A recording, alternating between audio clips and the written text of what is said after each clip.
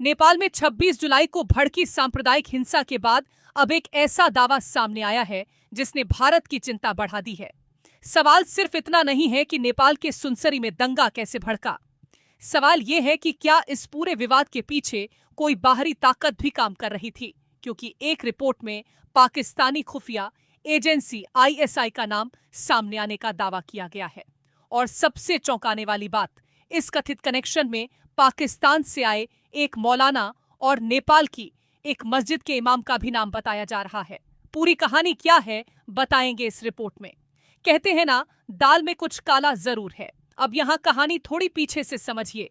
26 जुलाई को नेपाल के सुनसरी जिले के कप्तानगंज इलाके में कांवड़ यात्रा के दौरान धार्मिक झंडे लगाने और तेज आवाज में डीजे बजाने को लेकर दो समुदायों के बीच विवाद शुरू हुआ।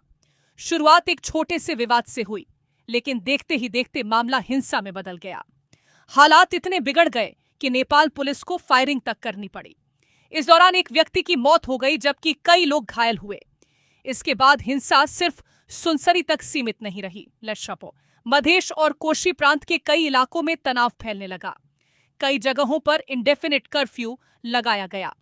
नेपाली सेना, आर्म्ड पुलिस फोर्स और नेपाल पुलिस को तैनात करना पड़ा। अब तक ये कहानी एक लोकल कम्युनल क्लैश जैसी लगती है, लेकिन असली ट्विस्ट इसके बाद आता है। नेपाल की मुख्य इंटेलिजेंस एजेंसी राष्ट्रीय अनुसंधान विभाग यानी नेशनल इन्वेस्टिगेशन डिपार्टमेंट की एक रिपोर्ट का हवाला देते हुए दावा किया जा रहा है कि इस पूरे मामले में फॉरेन रिलीजियस फिगर्स की एक्टिविटीज की जांच की जरूरत है।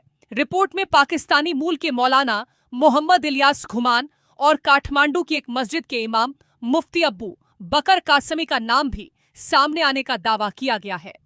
रिपोर्ट के मुताबिक कुछ फॉरेन रिलीजियस फिगर्स ने भारत की सीमा से लगे सेंसिटिव इलाकों का दौरा किया था। लेकिन यहाँ एक जरूरी बात समझना बेहद जरूरी है। इन लोगों की मौजूदगी और नेपाल में हुई हिंसा के बीच डायरेक्ट कनेक्शन अभी साबित नहीं हुआ है।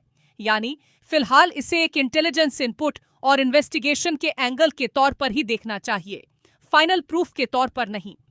फिर भी सवाल बड़ा है, अगर foreign element sensitive border areas में लगातार मूवमेंट कर रहे थे, तो आखिर उनकी एक्टिविटी क्या थी? और क्या नेपाल की खुली सीमा का इस्तेमाल किसी बड़े नेटवर्क के लिए किया जा रहा है?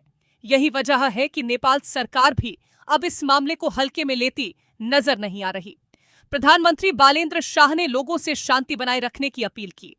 गृह मंत्री सुदन गुरुंग ने अफेक्टेड एरियाज का दौरा किया और हिंदू संगठनों के साथ 13 पॉइंट अग्रीमेंट भी किया। इसके अलावा नेपाल में मौजूद मदरसों की जांच के आदेश दिए जाने की भी बात सामने आई है। और यहीं से कहानी भारत के लिए और ज्यादा इंपॉर्टेंट हो जाती है, क्योंकि भारत और नेपाल के बीच लंबी और खुली बॉर्डर है। सुरक्षा एजेंसियां लंबे समय से इस बॉर्डर को लेकर चिंता जताती रही है। कई रिपोर्ट्स में आईएसआई की भारत नेपाल सीमा पर गतिविधियों का दावा किया गया है।